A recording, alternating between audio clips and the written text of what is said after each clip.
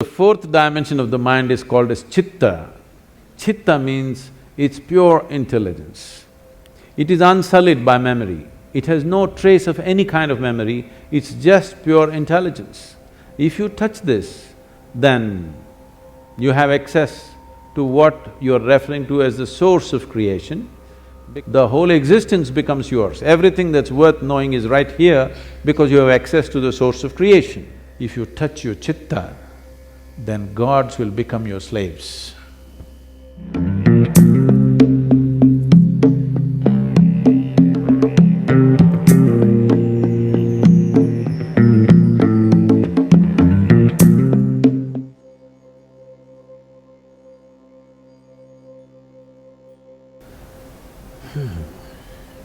See, the English word mind doesn't say anything because it's just one generic word which does not describe different dimensions of what the mind is.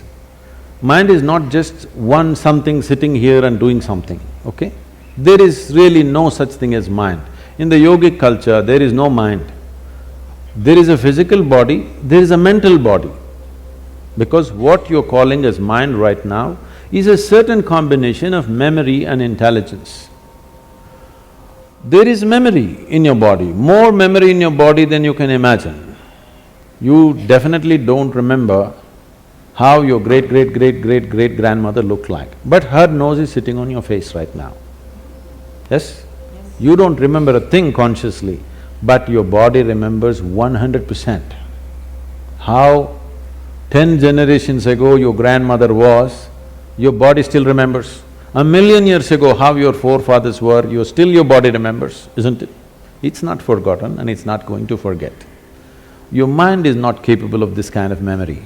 Your body has 1,000,000,000,000 times more memory than your so-called brain. Let's understand the context of thought. You can only think from the data that you already have gathered. That means you can never think anything new. You can recycle it, you can rehash it, you can produce permutations and combinations of it, but you cannot think something absolutely new. It is not in the nature of the thought to come up with something new, it can only recycle the past. That means, if you dedicate yourself to your thought process, if you enshrine your thought process, you're ensuring nothing new ever happens in your life. The four segments are called buddhi, ahankara, manas and chitta. Buddhi means the intellect. Intellect is a sharp knife. The sharper it is, the better it is. So the way of the intellect is, it has to dissect everything to know anything. This is the nature of the intellect. Because our modern education has become fully intellect-oriented, other dimensions of intelligence have been completely ignored by the so-called education today. Everything is by intellect.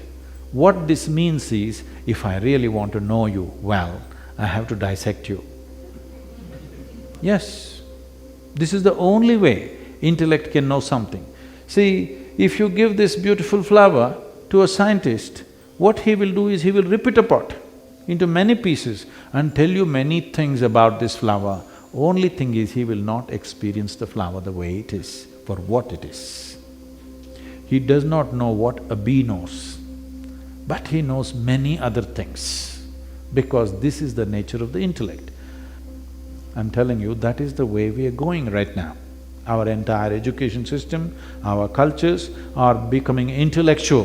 When it becomes intellectual, whatever is given to you, helplessly you will dissect it. This is why people are having such problems with human relationships, because if you dissect and look at anybody, nobody seems okay, including yourself. Yes, if you include them, if you embrace them, you may know some beauty about who they are, but if you dissect them, everybody is ugly. Yes or no? Intellect will be useful only depending upon what it is identified with and what is held, what holds this, how steadily. So the next dimension of the mind, the first one is called as buddhi, which is the intellect, the second one is called as ahankara. Ahankara does not mean ego, this, that, it means the identity. Whatever you identified with, your intellect functions only around that. Simple. If you just identify with a nation, if you say, I'm an Indian, everything Indian looks beautiful. If you cross the border and you say you're something else, all that looks beautiful. So whatever you identified with, it's only with that the intellect functions. So ahankara is the identity. How consciously and how steadily your ahankara has been created will determine the effectiveness of your intellect. Just because it's sharp, it does not mean it'll be effective, because sharp intellect or a sharp knife can cause any amount of damage to you. If you have a sharp knife and you don't have a steady hand, you will cut yourself all over the place. That's all that's happening. Human suffering is just this. You don't know how to hold this intellect in your hand properly. Every day you're cutting yourself. All suffering is on self-help because your own mind causing this to you all the time. No matter what happens, people suffer, whichever way they suffer, because they don't know how to hold this intellect. If you had the mind of an earthworm, you would be quite peaceful. Yes? You're trying to do it in so many ways to reduce the sharpness of the intellect by drink, by drug, by overeating, by doing all kinds of things somehow to take away the sharpness because the damn thing hurts. It hurts not because that's its nature, it hurts because you do not know how to hold it. The next dimension of the mind is called as manas, which is a huge volume of memory. It is not here or there, entire body carries memory. So, manomaya kosha, this is called, a huge sack of memory. There are 8 forms of memory. Let me not go into all that, but it is clear there is evolutionary memory. That is, see, if you eat a mango, it goes inside and becomes a male body. If a cow eats a mango, it goes inside the cow and becomes a cow's body. This is because there is a certain type of evolutionary memory in you. If this memory was not strong, suddenly you ate a mango and you could become a monkey one day. Such a thing never happened, ever, to any creature, because the evolutionary memory is so strong and there. It will never wavered for a moment. You may think many things in your mind, but the evolutionary memory never wavered for a moment in your life, isn't it? No matter, even if you ate dog food, you did not become a dog. Yes? The next is a genetic memory. Now, when we say memory, we always think it's here. No. Every cell in your body carries 1 trillion times more memory than your brain is capable of. Do you remember how your great-great-great-great-grandfather looked like? You don't, but his nose is sitting on your face. It is. Million years ago, how your forefathers were, your body still remembers, isn't it? There is a genetic memory. So there is conscious memory, subconscious memory, unconscious memory, many layers of memory, but there is a silo of memory. If the memory and the intellect get delinked, then intellect is no use. Your intellect looks smart only because it's continuously fueled by the memory that you carry. But there's another dimension of intelligence called Chitta, which is unsullied by memory. There's no iota of memory in it, it's pure intelligence. Now, what is memory means is, all your boundaries are set by your memory. Please understand this. You say, this is my country. How? You have fixed your memory like this. You say, this is my body. This body has a structure and a framework only because of the memory it carries, isn't it? Yes or no? You understand what I'm saying? Right now it's taking this human form. Whatever food we put in, it's taking this human form because it has a certain type of memory. Never it's going to become like an elephant. You can try, but people try, but it doesn't work because there is a proper structure or boundary of memory.